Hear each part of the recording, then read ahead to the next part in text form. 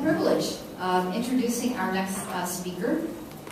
Jaslit Singh is the ED of the Sikh American Legal Defense and Education Fund, the oldest and largest Sikh American advocacy group in the country.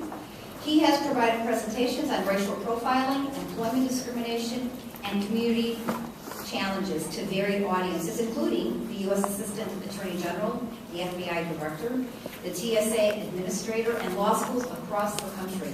Singh is also an author who has published op-eds on domestic and religious issues and appeared in and on several media outlets, and he currently serves on the Secretary of Homeland Security's Faith-Based Initiative and on the Executive Committee of the National Council on Asian Pacific Americans. Mr. Singh is an active member of his community and a founder of the Sikh Student Association at the University of Illinois, Urbana-Champaign, where he recently received a Distinguished Alumni Award for his service. We are very honored to have Mr. Jaslit Singh here today. Thank you.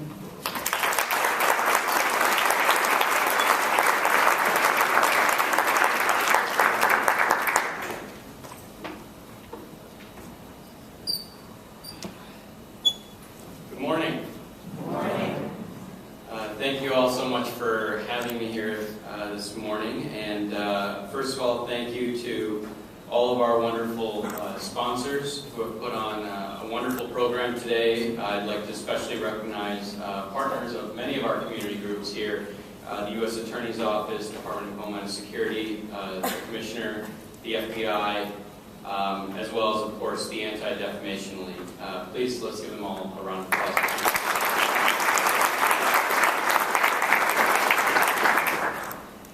So by show of hands, I do this in a number of audiences, usually when I'm giving presentations about Sikh Americans.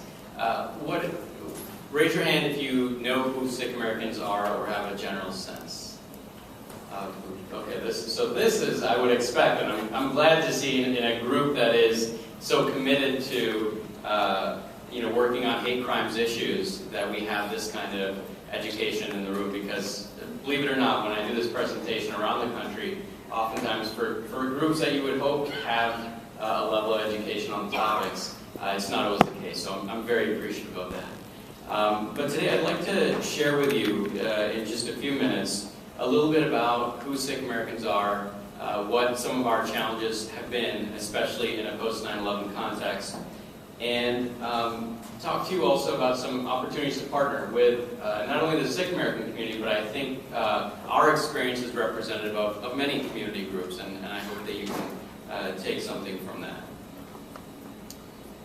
So after 9/11, Sikh Americans have been disproportionately affected by the vast array of challenges that you can think of. When you walk down the street and you look like me, you have a turban, you have a beard, what are some of the challenges that you might think a community group might face?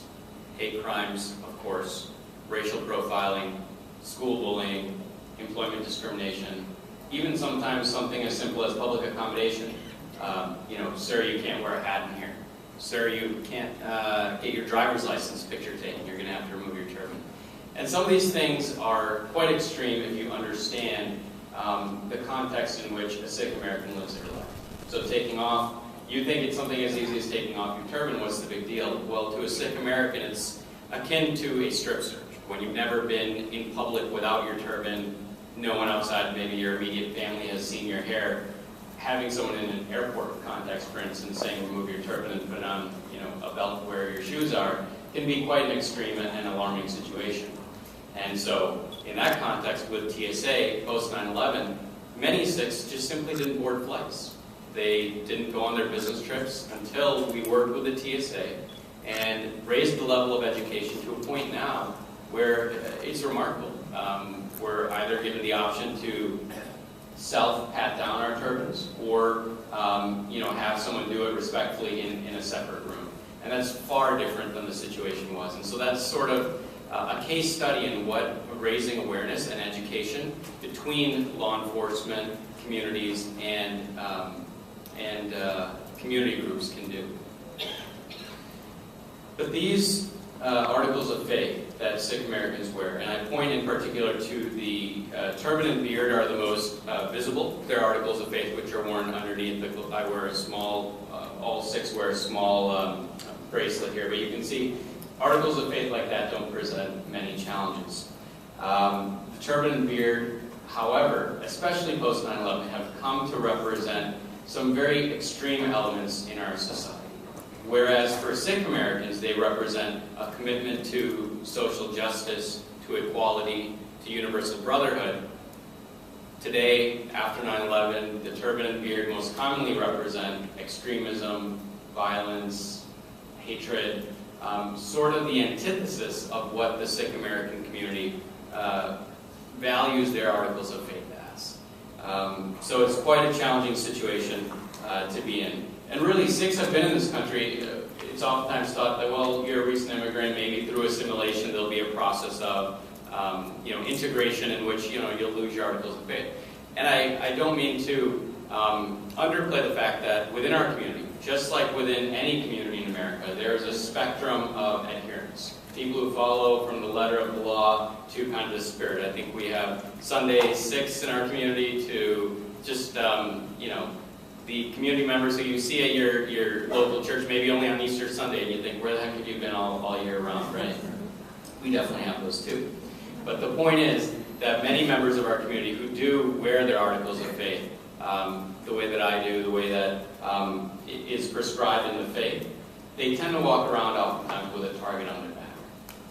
And we're working actively to change that, but the fact remains that although Sikh Americans have been in this country for over 125 years, they're still oftentimes viewed as foreigners, or their articles of faith mean the opposite of their intent. There are over 700,000 Sikhs in America, and their populations are fairly disparate. There's no real anomalies across the country, just along the major cities as you'd expect. The oldest population, though, is in California. The second largest population is probably in the New York, New Jersey area, and then it flows down. And one thing that's rarely known is that the Sikh faith is the 5th largest religion in the world, with 22 million observants worldwide. Now, there's been deadly consequences for the lack of information associated with our community. First, I'd like to point out was that of Mr. Balbir Singh Sodhi, who on September 15, 2001, just 4 days after the horrible attacks on our country occurred, he became the first hate crime fatality in the post 9/11 backlash. Balbir Singh Sodhi was a gas station owner who, during the time of 9/11, was warned by his family that, hey, now that these attacks have occurred, it's obviously a grieving moment for all of us as Americans, but as a Sikh American, you should be particularly concerned about what might be happening to you in the coming days. He told his family that, as a more recent immigrant, he had come just about a decade earlier, that he didn't believe that in this country something like this could happen. He strongly believed that the goodwill of his common man, especially of his fellow American, would not affect him or his family in any significant way. So on that fateful day, he did go to work against the recommendation of his family.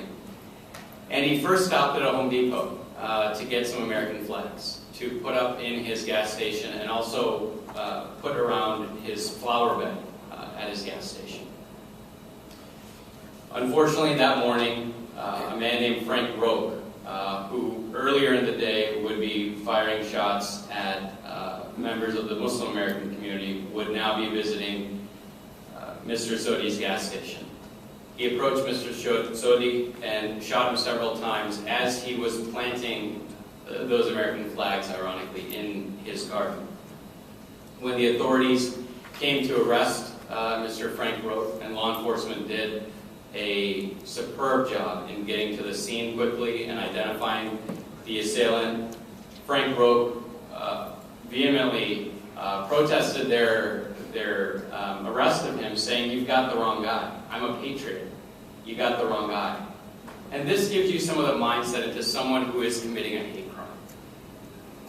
Everyone feels justified in what they're doing. The difference is that when we, this group in this room, feels justified in what we're doing, we're creating a better and safer country and world for everyone. but there are those strands of extremism that continue to exist. Then, as you heard, on August 5th, 2012, we had the deadliest attack on a place of worship since the 1964 church bombings in Birmingham, Alabama, that left 4 little girls dead.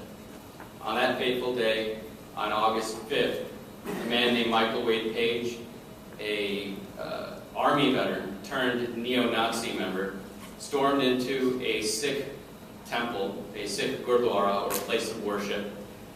He identified as Sunday as the day he would commit this heinous act, when there would be the optimal number of people there.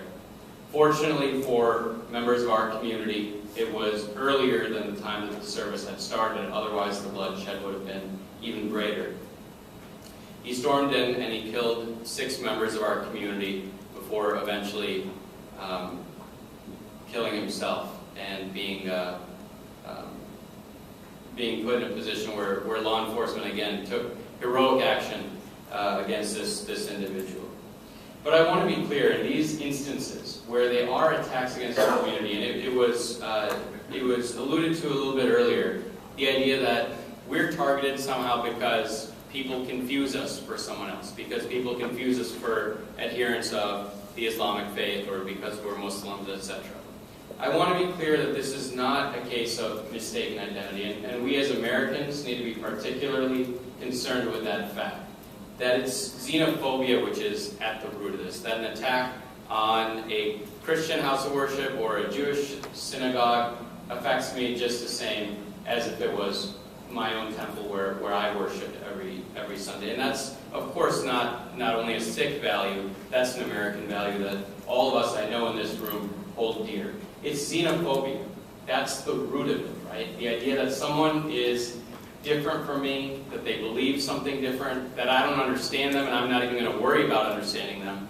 Instead, I'm going to commit an act of violence because in some strange way, their peaceful life, however they choose to live their life, affects me.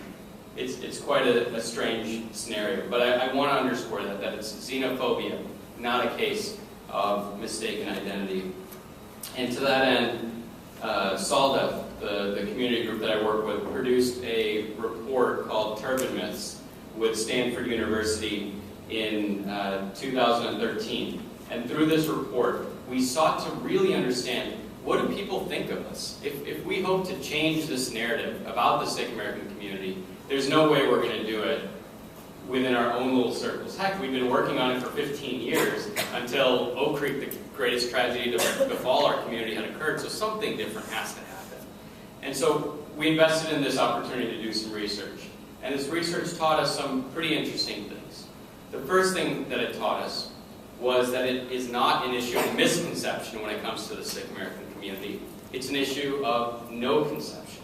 So the vast majority, over 70% of Americans, could not tell who a Sikh was when given an image of a Sikh American man.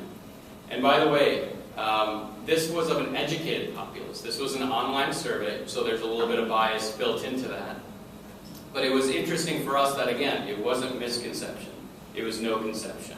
We also found that 20%, 1 in 5 individuals, felt apprehension or anger when they saw a picture of a Sikh American male.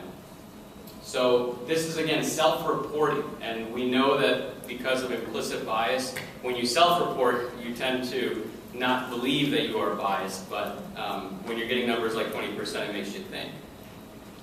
And in fact, we put that to the test.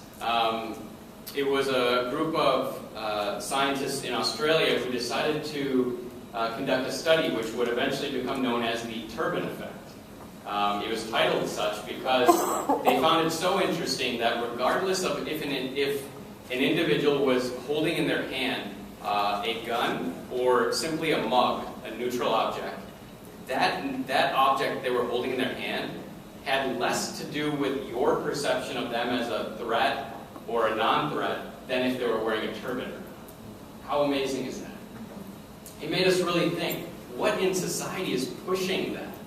Obviously there's the media images that you think of, there's many factors which result in implicit bias. The fact that we are essentially walking sponges, all of us. We don't even recognize the factors which are influencing us and creating our perceptions.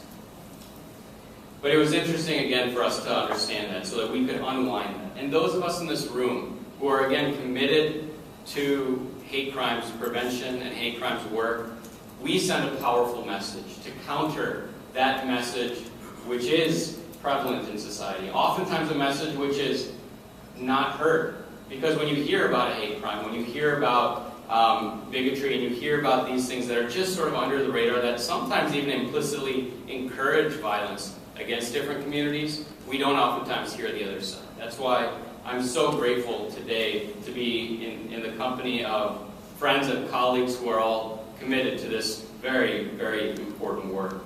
So I'd like to conclude just with a few very brief recommendations, which may be relevant for those of you in the room. Number one is that please partner with community groups like ours. We are hungry for that opportunity to collaborate with you. And you know better than anyone, this model of community policing is exceptionally important. As Americans, we're all committed to making our neighborhoods, our communities safer. And in working together, we can do that more effectively. So let's build those relationships before there's a crisis.